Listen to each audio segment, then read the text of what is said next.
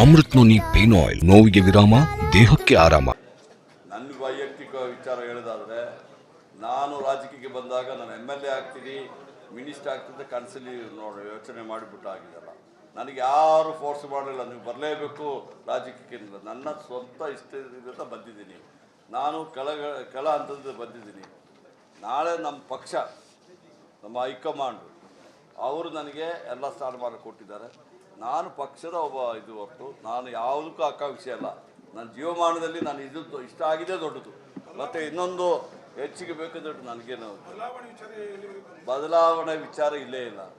ಬದಲಾವಣೆ ವಿಚಾರ ಎಲ್ಲಿ ಬರ್ತದೆ? ಚೀಫ್ ಮಿನಿಸ್ಟರ್ ಇದ್ದಾರಲ್ಲ, ಮತ್ತು ಚೀಫ್ ಮಿನಿಸ್ಟರ್ ಎಲೆಕ್ಟ್ ಮಾಡಿದವರು ಯಾರು?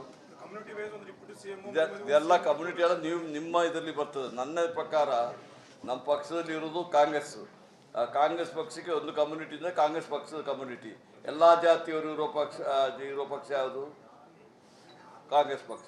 ಅದೇ ನಮ್ಮ ಕಮ್ಯುನಿಟಿ, ಗೊತ್ತಾಯ್ತಲ್ಲ. ಅದರಿಂದ ನಮಗೆ ಒಳ್ಳೆ ಚೀಫ್ ಮಿನಿಸ್ಟರ್ ಇದ್ದಾರೆ, ಒಳ್ಳೆ ಕೆಲಸ ಮಾಡ್ತಿದ್ದಾರೆ. ನಮ್ಮ ಹೈಕಮಾಂಡ್ ಅವರಿದ್ದಾರೆ, ನಮ್ಮ ಡೆಪ್ಯೂಟಿ ಚೀಫ್ ಮಿನಿಸ್ಟರ್ ಇದ್ದಾರೆ, ಅವರು ಒಳ್ಳೆ ಕೆಲಸ ಮಾಡ್ತಾ ಇದ್ದಾರೆ. ಇದು BJPಯವರ ಒಂದು ಇದು ಯಾವುದು, ಇದೆಲ್ಲ ಹುಟ್ಟು ಹಾಕೋದು BJPಯವರು ಮತ್ತು ನಮ್ಮ ಕುಮಾರಸ್ವಾಮಿ ಅವರು. ಇವರಿಗೆ ನೋಡಿ, ಪ್ರತಿಯೊಂದು ಅಲ್ಲ, ಈಗ ನಿಮ್ಮ ಇದೆಯಲ್ಲ, ಬೇರೆ ಬೇರೆ ಹಗರಣ ಆಗಿದೆಯಲ್ಲ, ಎಷ್ಟು ಹಗರಣಗಳಾಗಿದೆ, ಎಷ್ಟು ಜನರ ಮೇಲೆ ಎಲ್ಲ ಕೇಸ್ಗಳು ಹಾಕಿದೆಯಲ್ಲ. ಯಾಕೆ ಅದು ವಿಚಾರ ಯಾರು ಮಾತಾಡ್ತಲ್ಲ? ಮುಖ್ಯಮಂತ್ರಿಯವ್ರ ಮೇಲೆ ಏನು ತಪ್ಪಿದೆ ನೋಡಿ. ಅವರು ಯಾವ ಫೈನಾನ್ಸು ನೋಡಿ? ಹಂಗಾದ್ರೆ ಟ್ರೈನ್ ಆಕ್ಸಿಡೆಂಟ್ ಆಗಿದೆ, ಆಗ ಪ್ರೈಮ್ ಮಿನಿಸ್ಟರ್ ಇದು ಮಾಡ್ತಾರಾ?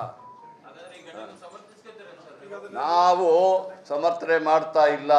ನಾವೇನು ಮಾಡಿದೀವಿ ಈಗ ನೋಡ್ರಿ, ನೀವು ಸಮರ್ಥಿಸಿಕೊಳ್ತೀರಾ ಅಂದ್ಬಿಟ್ಟು ನನಗೆ ಆನ್ಸರ್ ಮಾಡ್ಲಿಕ್ಕೆ ಬಿಡದಿದ್ರೆ ನೀವು ಬೇಕಾದ್ರೂ ಬರ್ತೀರ. ಅದಕ್ಕೆ ದಯವಿಟ್ಟು ನನಗೆ ಆನ್ಸರ್ ಮಾಡ್ಲಿಕ್ಕೆ ಬಿಡಿ.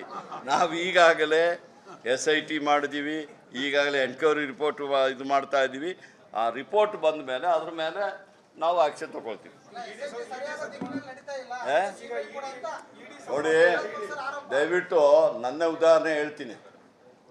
CBI ಕೊಡ್ಬೇಕಂದ್ಬಿಟ್ಟು DK Ravi case, Ganapati case, CID ಇದು ಕೊಡ್ಬೇಕಂತ ಹೇಳಿದಾರಲ್ಲ, ಅಲ್ಲಿದೇನಾಯ್ತು ಅದು ಕೇಸುಗಳು?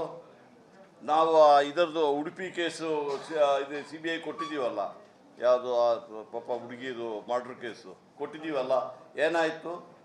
ಈಗ ನಮ್ಮ ಚೀಫ್ ಮಿನಿಸ್ಟರ್ ಹೇಳಿದ್ರಲ್ಲ, BJPಯವರು ಇರುವಾಗ ಎಷ್ಟು ಕೇಸನ್ನು CBI ಕೊಟ್ಟಿದ್ದಾರೆ? ನಾವು 7 ಕೇಸ್ ಕೊಟ್ಟಿದ್ದೀವಿ. ಏನಾಯಿತು?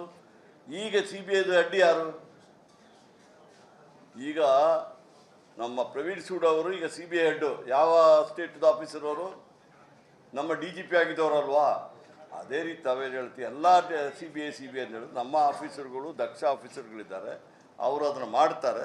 ನೀವು ಸ್ವಲ್ಪ ವೇಟ್ ಮಾಡಿ ಬರೋ ತನಕ ಸುಮ್ಮನೆ 100 ಸುಳ್ಳು ಹೇಳ್ಬಿಟ್ಟು ಸತ್ಯ ಮಾಡ್ಲಿಕ್ಕೆ ಆಗ್ತದಾ? ನಾವು ಸಲಹಿದ ಕೈಗಳು ನಮ್ಮ ನೋವಿಗೆ ಸ್ಪಂದಿಸಿದಾಗ ಆಗುವ ಸಂತೋಷ. ಅಮೃತ್ ನೋನಿ ಪೇನ್ ಆಯಿಲ್, ನೋವಿಗೆ ವಿರಾಮ, ದೇಹಕ್ಕೆ ಆರಾಮ. ಸತ್ಯನೇ ಯಾವಾಗಲೂ ಇಲ್ಲ ಅಂತ ಹೇಳ್ತಾ ಇಲ್ಲ. ಅದಕ್ಕೆ ಈಗ SIT ಅವರು ಕೇಳಿ, SIT ಅವರು ಇದು ಮಾಡ್ತಿದ್ದಾರೆ, ಅದ್ರ ಮಧ್ಯದಲ್ಲಿ ಬೇರೆಯವರು ಮಾಡ್ತಾರೆ. ಅದೆಲ್ಲ ಮಾಡಿ ರಿಪೋರ್ಟ್ ಬರಲಿ. ನೀವು ರಿಪೋರ್ಟ್ ನಾನು ಅದೇ ಹೇಳಿದಲ್ಲ, DK ರವಿ ಕೇಸಲ್ಲಿ, ಗಣಪತಿ ಕೇಸಲ್ಲಿ ನಾನೇ ಮಾಡಿದ ತಪ್ಪು ಅಂದ್ಬಿಟ್ಟು CBI ರಿಪೋರ್ಟ್ ಬಂದ ಮೇಲೆ ನೀವು ಯಾಕೆ ಮಾತಾಡ್ತಾ ಇಲ್ಲ? ಈ ವಿರೋಧ ಪಕ್ಷದವ್ರು ಯಾಕೆ ಮಾತಾಡ್ತಾ ಇಲ್ಲ? ಸುಮ್ಮನೆ ಯಾರ್ದೋ ಮೇಲೆ ದೋಷಾರೋಪ ಮಾಡಿದ್ರೆ ಸರಿ ಇಲ್ಲ. ವೆಯ್ಟ್ ಮಾಡಿ, ಪೇಷನ್ಸ್ ಇರಬೇಕಲ್ಲ. ನೀವು ಸ್ವಲ್ಪ ವೆಯ್ಟ್ ಮಾಡಬೇಕಾಗ್ತದೆ.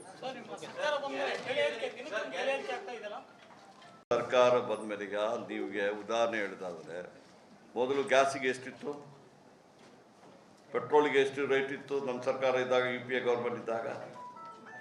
ಈಗ ಯಾವುದೇ ಬೆಲೆ ಏರಿಕೆ ಮಾಡೋದು ನಮ್ಮ ನೇಬರಿಂಗ್ ಸ್ಟೇಟ್ಗಳಿಂದ ಕಡಿಮೆ ಇದೆ. ನಾವು ಎಷ್ಟೋ ಸತಿ ಮಾಡಿರಲಿಲ್ಲ, ಅದಕ್ಕೆ ಸ್ವಲ್ಪ ಮಾಡಬೇಕಾಗ್ತದೆ ಅಷ್ಟೇ ಹೊರತು ಇದು ಯಾವುದಿಲ್ಲ. ಹಾಲಿದು ಹೇಳ್ತಾ ಇದ್ದಾರಲ್ಲ, ಬೆಲೆ ಏರಿಕೆ ಆಗಿದೆ. ಅದು ನಿಜವಾಗಿ ಹಾಲಿದು ಕ್ವಾಂಟಿಟಿ 50 ml ಜಾಸ್ತಿ ಕೊಟ್ಟಿದ್ದಕ್ಕೆ ಮಾತ್ರ ನಾವು ದುಡ್ಡು ಕಾಲಕ್ಕೆ ನೋಡಿ. ಅದೆಲ್ಲ ಸರ್ಕಾರ ಕೇಳಿ, ಅದು ಸರ್ಕಾರ ನಮ್ಮ ಇವರಿದಲ್ಲ ಮಿಲ್ಕ್ ಫೆಡರೇಷನ್ ಸೊಸೈಟಿಯವರು ತೀರ್ಮಾನ ತಗೊಂಡು ಕೇಳಲಿಲ್ಲ ಅಂತ ಅವ್ರೇನು ಹೇಳ್ತಾರೆ ನೋಡ್ರಿ ಅಲ್ಲಿ ಏನಾಗಿದೆ ಅಂತ ಬಿಟ್ರೆ ಕ್ವಾಂಟಿಟಿ ಜಾಸ್ತಿ ಮಾಡೋದು ಬಿಟ್ರೆ ನಮಗೆ ಕ್ವಾಂಟಿಟಿ ಜಾಸ್ತಿ ಹಾಲು ಉತ್ಪಾದನೆಯೂ ಆಗ್ತಾ ಇದೆ. ಆಗ ನಾವು 50 ml ಜಾಸ್ತಿ ಕೊಟ್ರೆ ಜನರಿಗೆ ಅದು ಒಳ್ಳೆದಾರೆ. Okay, thank you.